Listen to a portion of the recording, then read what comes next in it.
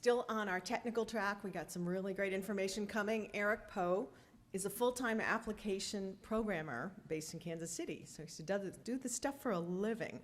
And yet beyond that, he's also, with that very technical knowledge, co-organizer of the Kansas City PHP User Group and a curriculum director for CoderDojoKC, teaching kids how to program. He enjoys spending time with his family, reading and watching Kung Fu. And I don't know how we do Kung Fu and coding together. We can do that. Let's welcome Eric Poe. All right, thank you very much.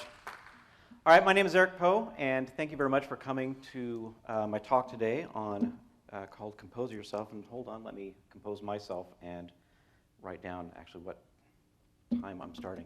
All right, so anyway, so I want to talk about Composer. Composer is a tool that is one of the first tools that I grab when I start programming in anything dealing with PHP. So what I would like to talk about today are what is Composer, for those of us that don't know, structure of a composer.json file, some basic Composer commands, where Composer gets its stuff, how to tweak Composer for WordPress, and then do a 3.7 yeah, that looks like it was spelled right. 3.75-minute install with WordPress plugins, and then use Composer to learn some test-driven development. And we'll see where we go from there. So what is Composer? Composer is a dependency manager for PHP. And so like in programming languages like JavaScript, you might have npm. In Ruby, you've got, I think, bundler. And various programming languages have their own style of dependency management. Composer just happens to be the big one for PHP. The benefits of Composer are it allows you to conveniently define your requirements, either your development requirements or maybe your production requirements, because you can both of these within Composer. And I will be sharing these slides after the talk, so if you miss something, it's quite all right. I'm also nice, you can ask me. And as you can tell, I'm a developer, not a designer, so black and white is the way I go. So anyway, third-party libraries, it allows you to add those into your, and I just yelled into the microphone. You're all awake now. Happy Saturday afternoon. But anyway, let me back up because I'm getting ahead of myself.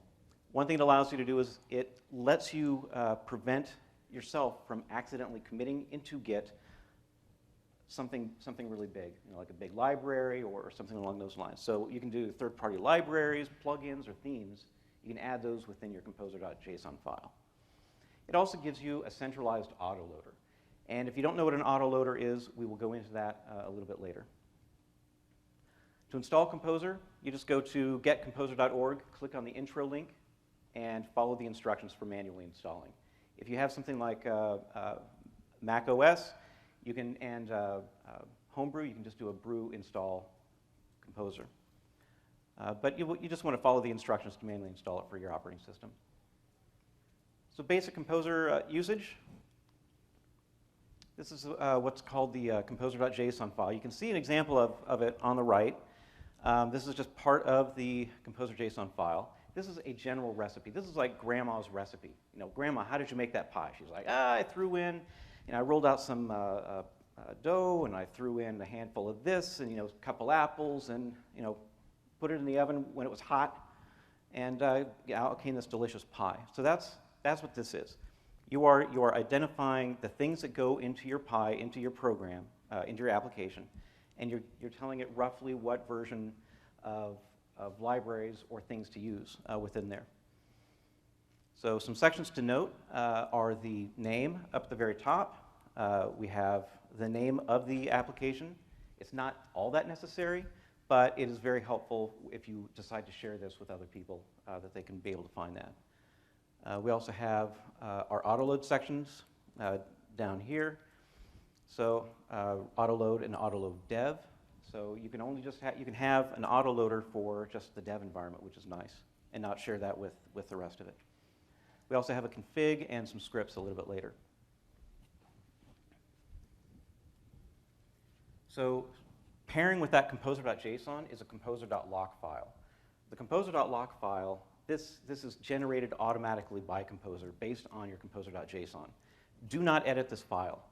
This is the exact recipe from that was written down by an archivist who interviewed your grandma for exactly how to make that apple pie. You do not mess with this secret recipe, right? So don't edit it, but if it changes because your composer.json file changes, you go ahead and commit this and push it up to your repository as well. You can install things from here using Composer install. That will install everything, including the dev stuff. If you don't want the dev stuff because you're pushing it up to production, you go ahead and do a Composer install -o, which means optimize, / no dev. Now, if you work on a team, you might sometimes get merge conflicts, like if you're with various files that you're working on. This is a common one to get a merge conflict on. And typically, it's this, dang it, boy, fingers, content hash right there. That's a one that's easy to mess up, no big deal. You just do a composer update / lock, and that will update the lock file and just basically change that hash. So it's a really easy fix. So within the versions that we have all over this this file, and we've got like this caret thing 5.6. We have an exact version there. We have various version numbers. You can do an exact version of like 2.5.4. You can do comparison ranges, so anything greater than version 2.5.4. You can do greater than, less than, and then that double pipe that's right there, that just means or. So it can be greater than or equal to 2.5.4, but less than 3.0, or because 3.0.5 was a dumpster fire, anything greater than 3.1. We can also do a hyphenated version range. We can do a wildcard version range. So anything that's 2.5 dot whatever, that's good for me. We can also do a next significant release using a tilde. So the tilde we can do as like that tilde 2.5 just means greater than or equal to 2.5 but less than 3.0.0. This is where it gets interesting, at least to me, is that the tilde 2.5.5 takes a look at that last number and says, okay, that is the only piece that can change is that last number. So 2.5.5 to something less than 2.6.0. The caret is kind of the same as the tilde, but caret 2 just means anything greater than 2.0.0 but less than 3.0. And you only want to use this if the package is using semantic versioning. And semantic versioning says that on those three numbers that are listed, like 3.0.0 or 2.5.4, that first one is the major version number for that application. There can be big breaking changes between version numbers. The second number, that middle one, that's the minor version. A minor version, you shouldn't see any breaking changes. What you'll see instead are maybe additional features added to the application. And then the last one, that's the security patches or just the bug fixes. So in that one, if you do like a caret 2.5.4, that'll be basically anything greater than 2.5.4 but less than 3.0.0. So that should be a safe one to use. Now, if you like surprises and like living on the bleeding edge, then you can use as a version number dev master. If you're like, yeah, whatever, I can use whatever version it wants to use, you can use the asterisk. But be aware that playing with that can lead to some pain. So we have some basic Composer commands. Composer help, and then whatever the command is, will give you information about that command. Self-update will update the version of Composer that you're using. Composer-init is like this total magic thing that lets you create that composer.json file from nothing. Composer-install will go ahead and install your application based off the composer.json file and the composer.lock file. Composer-require, then followed by the vendor package name. If you throw in the caret major version, it lets you, or if you throw any version in there within the quotes, it lets you install that.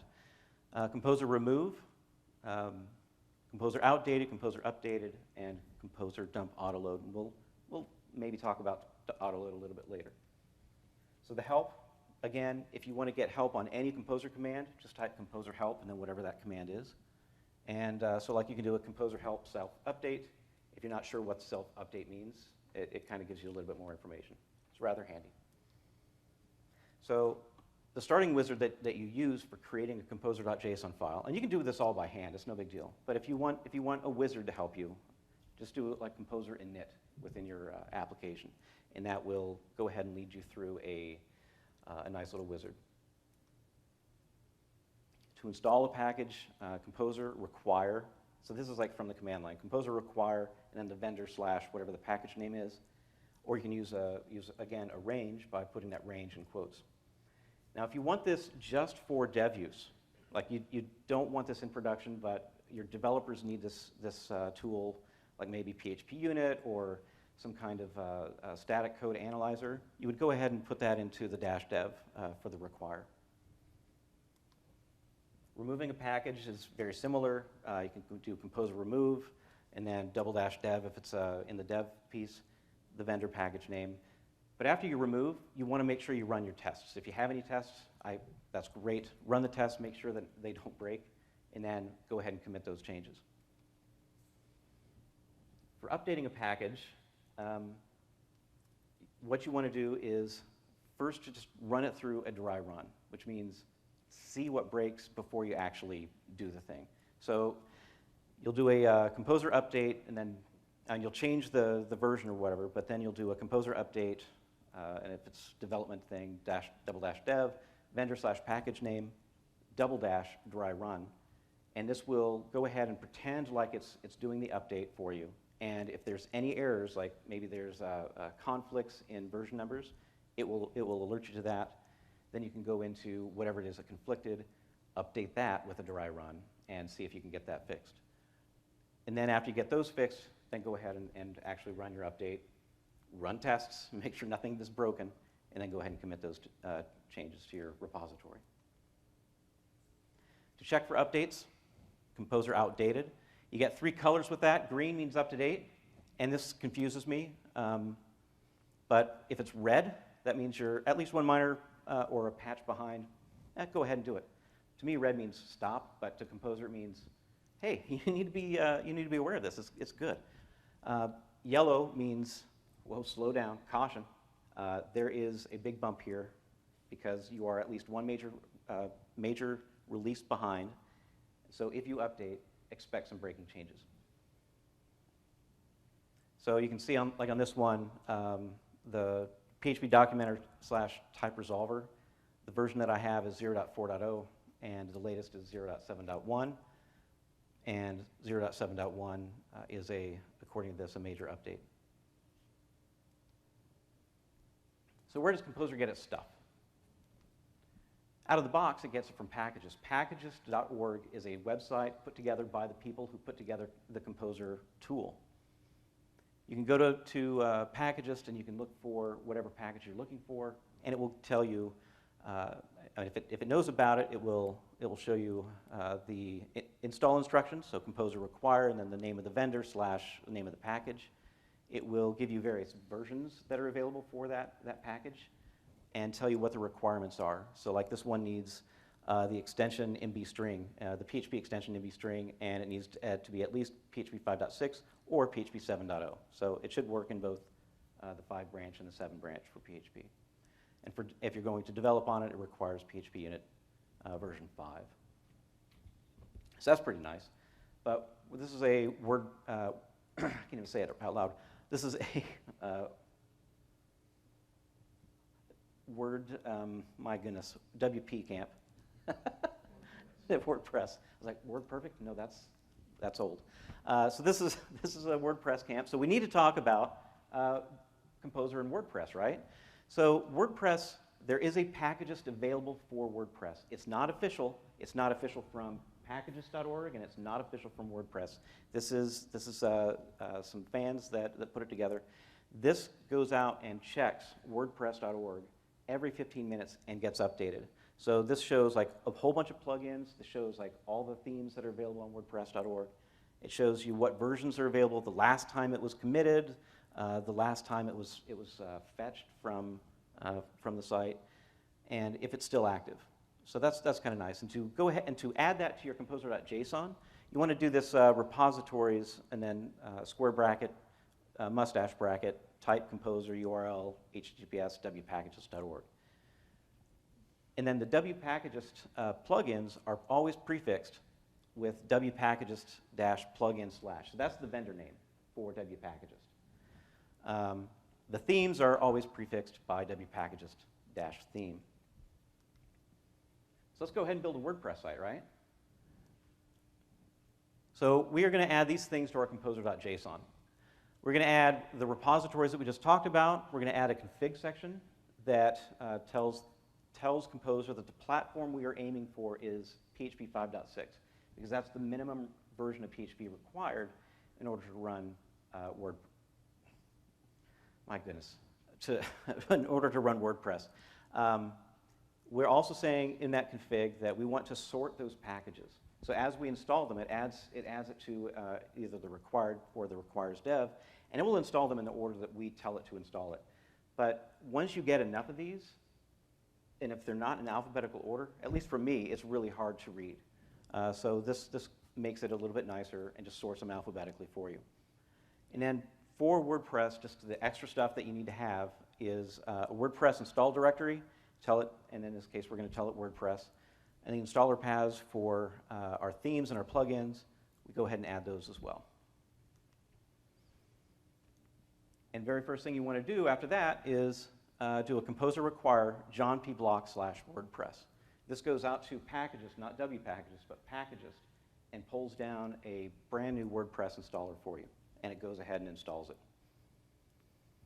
So let's see what that looks like. I recorded this earlier. Let's see how successful I was in recording it. So we're doing a Composer-init. First thing it does is it asks for the package name, so I go ahead and give it one. The description, it can be anything we want. This is just useful to other people who might find this package, especially if I share it. I'm going to add the author. Hey, that's me. The package type, I'm saying this is a project. The license, I want this to be GPL 2.0 or greater. And yes, I want to go ahead and install my dependencies. So the first thing dependency will install is John P. block WordPress. I'm not going to do anything with dev stuff, so when that comes up, I'll say no. So that's my composer.json file. It's very, very short and sweet. I'm going to go ahead and install those dependencies now. And so it installs, and you can see it up there. There's now a WordPress folder, and it's got a bunch of stuff in it. And you can see like this 1K plus right next to WordPress that a lot of files were just added to this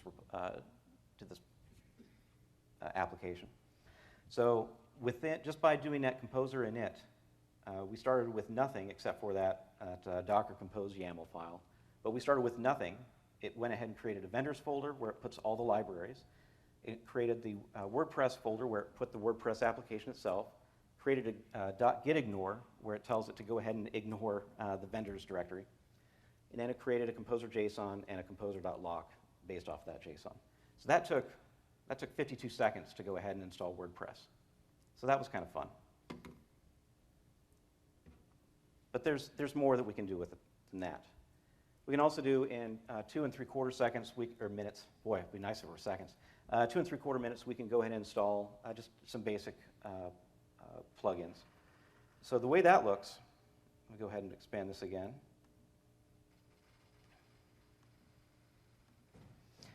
The way that looks, and I've already added WordPress to my .gitignore file because I don't want to see it anymore, and I don't want to make those changes public. But the way I do this is add a repository section, and this is where we go ahead and tell it about WP or wpackages.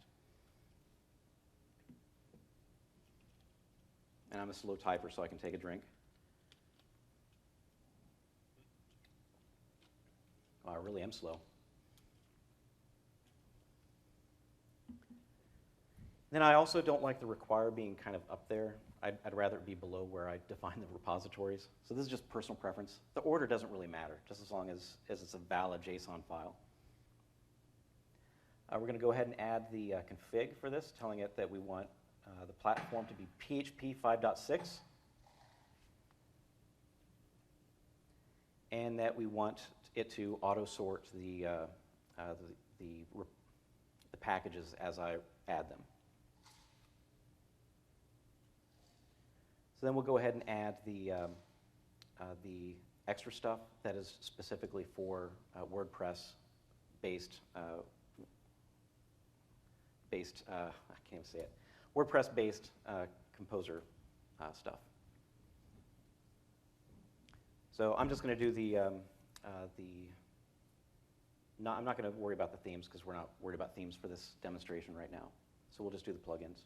So the installer paths, we're going to tell it where to find those plugins within the WordPress directory that we created earlier by installing jompyblock/WordPress.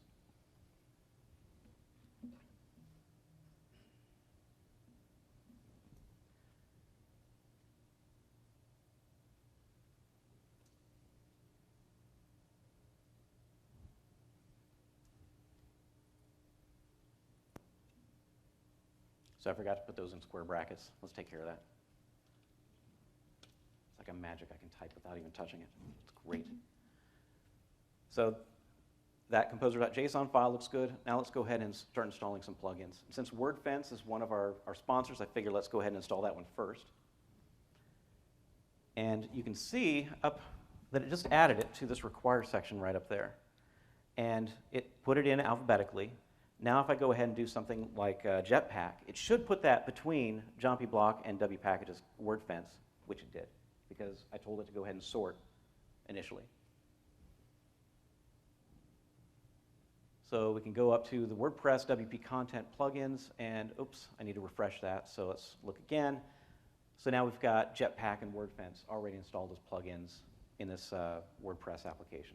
So that took a total of 3 3/4 minutes just to install. So that was interesting. So what can you do with that? I mean, you've got the WP CLI for installing stuff from the command line. I think that maybe one place where Composer would come into like strength as far as WordPress development is being able to start defining your requirements for maybe testing or static code analysis outside of the things that you can already do with WP CLI. So you can start adding these tools as requires -dev to be able to do that. But I'm not a good plugin developer. As a matter of fact, one reason I came here was so I could learn what it takes to develop a plugin. So I'm not going to go into plugin development. What instead we'll do is just take a look at some of the cool things that you can do with Composer, and maybe you'll be able to expand upon that in order to do plugin or theme development via Composer. So I want to start out with a code kata using PHPUnit. Has anybody used or done a kata before, like code kata? Okay, but you've done like kata, like martial arts kata? Okay, so it's very similar, a lot less sweaty than the martial arts kata, but it's got the same kind of idea. So with a kata, or you can think of that like maybe practicing the violin, right? You do scales over and over and over again. You keep doing these scales, and they're so flipping boring. But your fingers and your arm and everything that goes into playing these scales knows what to do. And so, and you've got the muscle memory behind that as well. So everything just falls into place when you do these kata, that when you are approached with maybe having to do a run on the violin or some kind of move in martial arts, that you can draw upon, without even thinking about it, you can draw upon that experience from the kata and be able to take advantage of that. Same thing goes with doing kata in code. These are just small throwaway exercises that you can do over and over and over again. Sounds exciting, doesn't it? That you can do over and over and over again, and be able to, when something approaches you that is similar, you'll know exactly what to do without even having to think about it. So it's a good way to maybe learn a few new things in programming, or like if you're trying to figure out, I don't know, what's this deal behind object-oriented programming. You can start doing object-oriented programming as part of your kata, and be able to get to know that. I started doing code kata to learn Composer, and so I wanted to do various things in Composer like the auto load that I just didn't know what the heck this stuff meant. and be able to do that in a kata and then figure it out as I went along. And it's been hugely beneficial to me and to others as well. Now, during the introduction, it was mentioned that I'm a co-organizer of the Kansas City PHP User Group. This is something that we do as a group every now and then as part of the user group. So I'm not going to do this alone. I will ask for some help from the audience. But we've already gone into what kata are. Here's a link, CoderDojoKC. It's one of many links available for Code Kata. There's even a thing at the end of the year in December called Advent of Code, and there's like 1 or 2 Code Kata every day that people from all over the world try to solve before they can move on to the next one, and it's a lot of fun. As a developer, it's a lot of fun. But the first kata that we're going to talk about, actually the only kata we're going to talk about today, is Fizzbuzz. Has anyone done Fizzbuzz at work? All right, so Fizzbuzz it's got very simple rules. Given a range of numbers, say between 1 and 100, I want to be able to repeat back that number. If the number is divisible by 3, I want that number, instead of being the number, I want to call it fizz. If the number is divisible by 5, I want to call it buzz. Well, what about in that case where it's divisible by both, right? I want to be able to call it fizzbuzz. Otherwise, I'll just return that number. No biggie. So that is the kata. Let's take a look at what we will do. Composer.json is a very simple one here. And just to keep it with PHP 5.6, since that's what WordPress is using, I'm limiting ourselves to using PHP 5.6 here. I've set up 2 autoload sections. One is for the source directory, and I'm just going to give it a namespace of Fizzbuzz. And then for the development directory, or for the tests, not the development directory, sorry, for the tests that we're going to run, I want that to be in a namespace called Fizzbuzz/tests. So that is basically it. You'll notice there's nothing in require, there's nothing in require dev yet. So what we'll do is we'll go ahead and add PHPUnit as a requirement, as a dev requirement. PHPUnit is a popular package used for running unit tests against your code. So we'll go ahead and do a composer require --dev PHPUnit/PHPUnit. And then we'll create up a basic PHPUnit.xml file just so that it knows where to find the autoloader so that my namespaces work, and where the tests live for that matter. So in test-driven development, we have very simple goals. One, we want to write a small test that fails. So we start out failing, which is like walking, right? You don't start out walking, you fail at it. You physically fall when you try walking for the first time.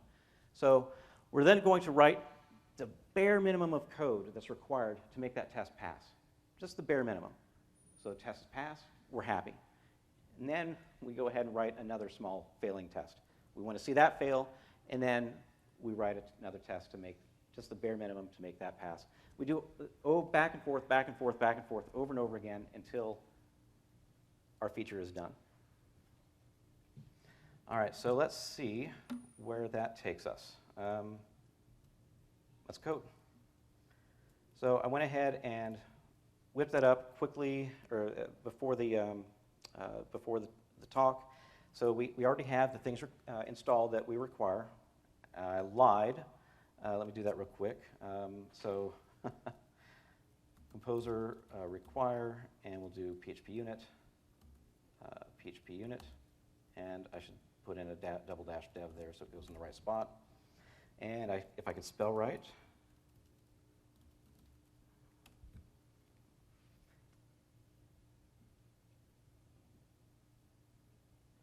So now we're taking advantage of the Wi-Fi here, the wonderful Wi-Fi. And if we go in, we can see that we installed an older version of PHPUnit, because this version of PHPUnit works with PHP 5.6. All right, so we've done that. Let's go into our test, and we'll go ahead and write our very first test. Well, I don't know what I just did there. We'll write our very first test, and we'll say new And I'll just go with PHP class. And the name of this, we'll just call it Fizzbuzz test, if I could write. Is that, other than what I'm typing right now, because I don't have any control over the size of that, is everything else legible? Okay. Without my glasses on, I'm seeing lots of nods, so that's great. All right, so our name test, I can't even say it. Namespace is Fizzbuzz/tests, and I'll go ahead and create that. Cancel. All right, so class Fizzbuzz, and we're going to say that this extends test case. All right, so this extends the PHPUnit test case. Now we can go ahead and write our very first test, right?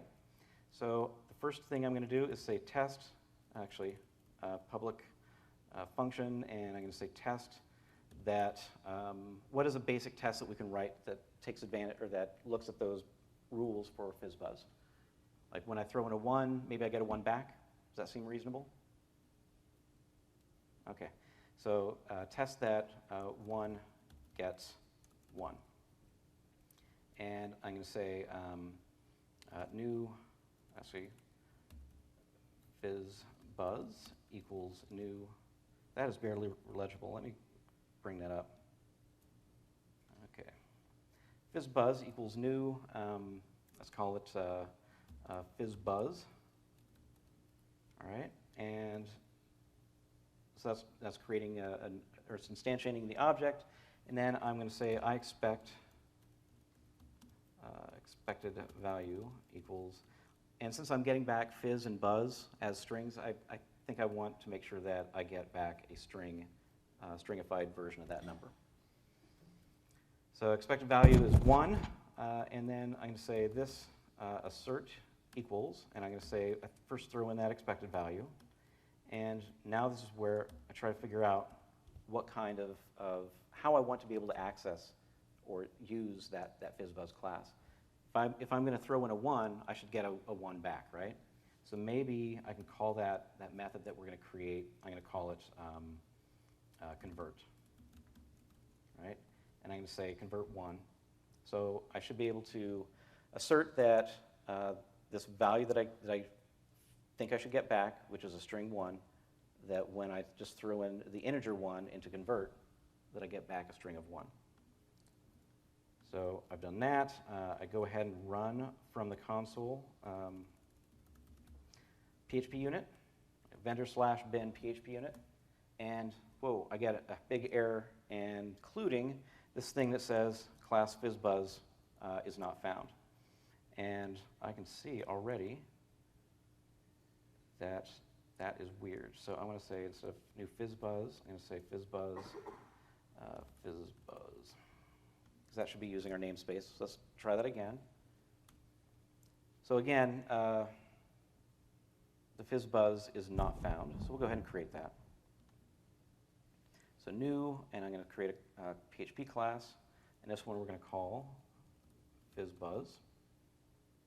That's in the namespace of Fizzbuzz. And let me bring that up so it's legible. Okay. Boop, boop. Fizzbuzz. And I think what we'll do is say that, oh, that's right. We had a public function, function convert, right? And it took in some kind of value. And we'll go ahead and just say that that is an integer of some kind. Integer, and that it's going to, we want it to return a string. All right. So that should fix the problem with the class not existing. Wow, really doesn't want to do that, does it? So let's try it this way. New Fizzbuzz. There we go. Okay, so the class exists, but we failed our first test. So it went from being an error with a big red E there, now it's an F. I'd rather see a failure than an error as I do these tests. So it says, failed asserting that null matches expected 1. Well, that's logical, because I'm not really doing anything in that convert file. So what test, or what thing can we do That's the bare minimum to return the expected value. All right, so let's do that. So return, and I want it to be a string of 1. Let's see if that works. Hey, we get green test, or green passing. So we went from red to green. That is the path that we want to take, going from fail to succeed. So success. We've ridden that roller coaster, and it's gone well. Let's try maybe the next one. What is another test that we can write for Fizzbuzz?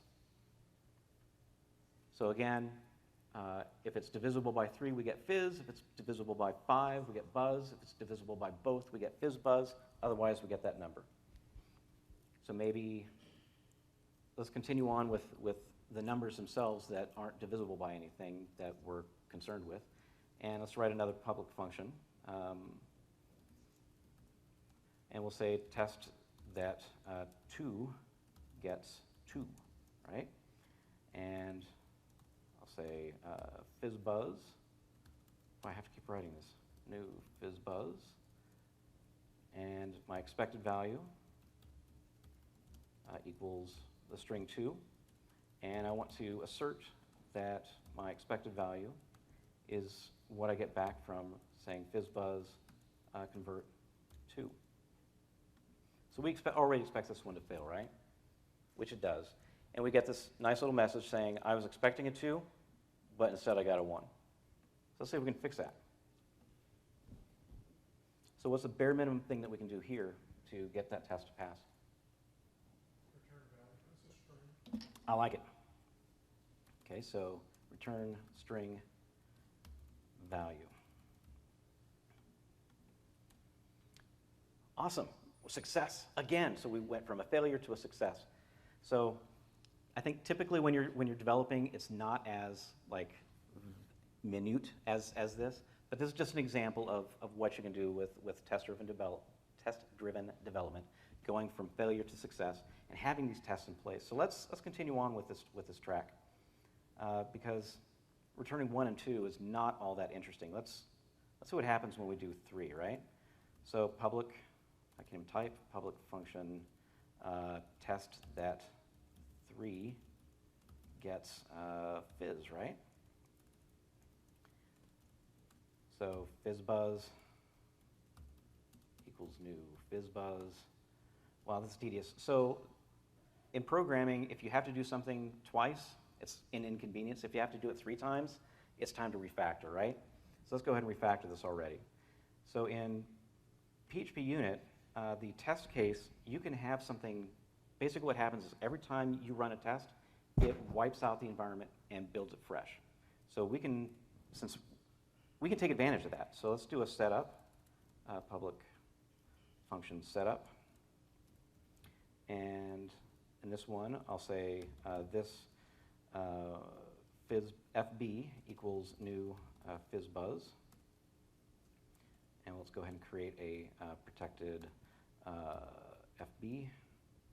So that's where we'll keep our object for Fizzbuzz.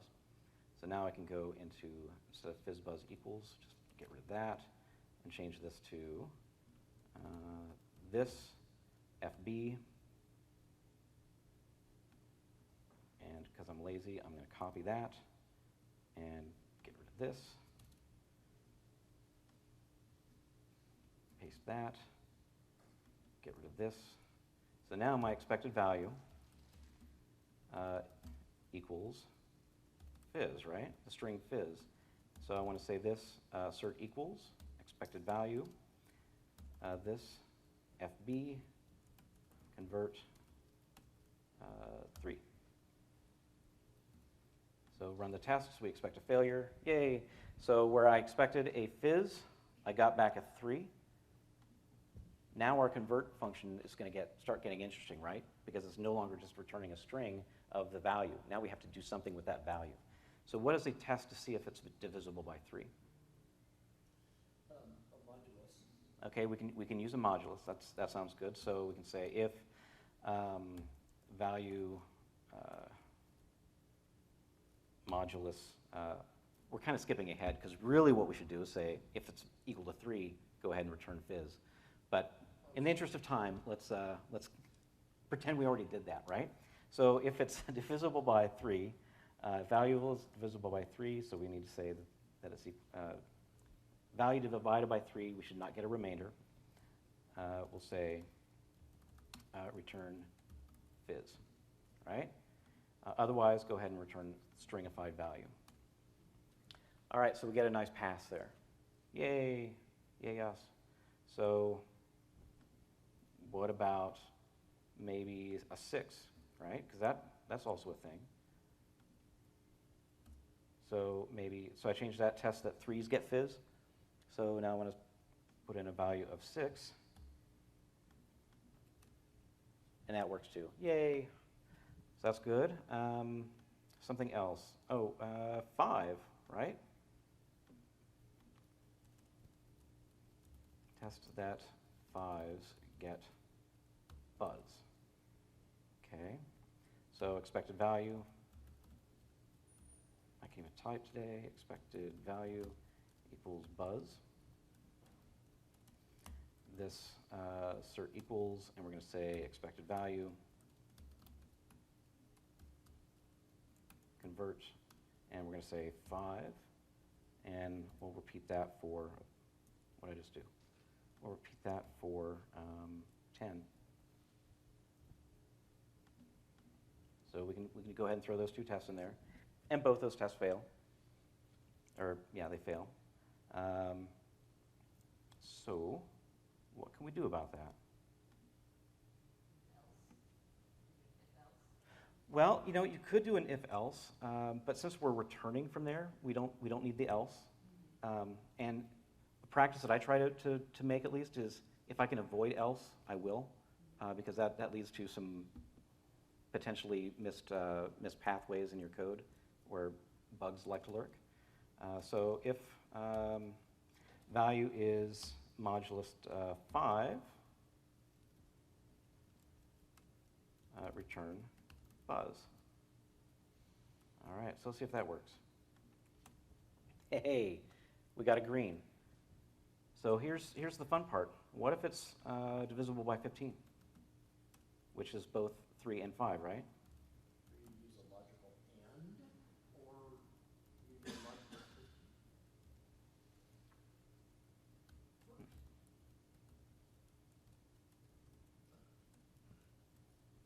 Public function. Wow, I'm yelling today. Function. All right, so again, our expected value equals Fizzbuzz. And I want to say assert equals expected value, and we're going to say this FB convert 15 and let's say 30.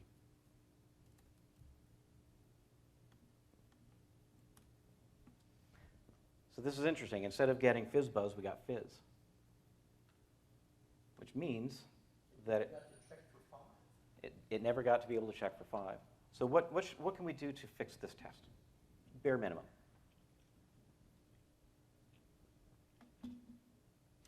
Well, we can check for divisible by 15, right? That's right, yeah, you better do it first, you know. Yeah, we need to do it first so that it doesn't stop, it doesn't get returned early.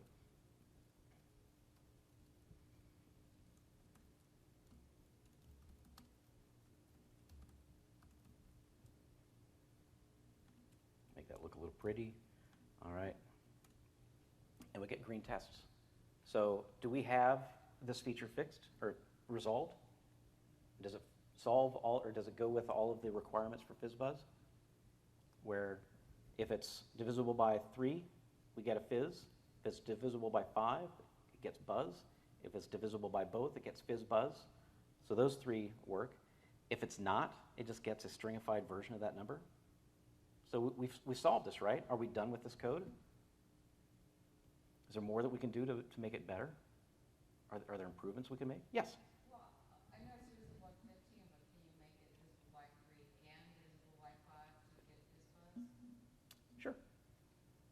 So, no, that sounds good. So what you're saying is if it's divisible by 3 and 5, get Fizzbuzz. So how do we go about doing that? Can you put that in as parameter? So, And? all right, before we do that, one nice thing about this test first, and then break it, then fix it, break it, then fix it. We have a bunch of tests right now, which means we can safely refactor what we've done. And if when we refactor, we get red tests, then we know we've screwed up somewhere. We can go back to where we weren't screwing up. So that's a really nice thing of having all those tests, is that we can more comfortably refactor our code and make it look more nice, more pretty, be more gentle for the next person to come across it. So you're saying mod 3 and value mod 5 equals 0? You're saying that? Okay, let's find out. Okay, that works. That works too. Very good. Good job. Anything else we can do to it? Like, I'm going to throw this out here. Do we really need this block of code? Because we're already checking if it's divisible by 3. We're already checking if it's divisible by 5. We're like checking those values twice and basically we would get true out of that. Is there a reason to do that? But I'm going to throw this out here. What if, since we're returning a string, we have a value here called stringify, and I'm going to say that it's equal to null. And I'm going to say stringify equals fizz if it's divisible by 3. And I am going to say, instead of stringify equals buzz, I'm going to put a dot equal there, which means take the value of the string and tag on the new value. It's tricky. It is tricky. So let's just where we are right now, let's see if that works. And I can tell you it won't, because we don't ever do anything with stringify. So I don't even need to run the test. I can visually see that. So maybe I want to say if stringify, then we're going to return stringify. Get rid of that. Otherwise, we'll go ahead and return the value. So we are doing one less check for the modulus. We're doing an additional check to see if it's stringified, but I don't know if that's pretty or not. But we still get green passing tests. So this refactor worked and we know that it did because our tests that we took some time to build are actually working. So we can probably make that better. Like there's a thing in PHP that is the ternary operator. So I can say return. So that's basically saying the same thing that we just did. If it's stringify, return stringify. Else, return string value. So that gets rid of a few lines of code. And we get green passing tests. So we just wrote the same function several different ways, and we know that the several different ways that we wrote it work because of all those tests that we wrote earlier in the kata. So you could quit the kata right when the last green test passed and we fulfilled the function of the test that we were trying to do, or you could continue working on it and see if you can make it better. Maybe throw some curveballs your way, like saying, what if I had to do this without even using the word if? Could I write a Fizzbuzz without the word if? So these are things that you can do where you are trying to exercise certain parts of your programmer brain in ways that it's not used to, and it can hurt sometimes. And I think that's when you start to sweat from the code kata. But anyway, that is, I think, it for my talk. Thank you very much. Again, my name is Eric Poe, and I am the Kansas City PHP User Group co-organizer, also curriculum director for CoderDojoKC. You can find me at eric.poe@gmail.com or on Twitter at eric_poe. Thank you all very much. And with that, are there any questions? Do you like coding a lot? No. Well, thank you. Thank you. All right.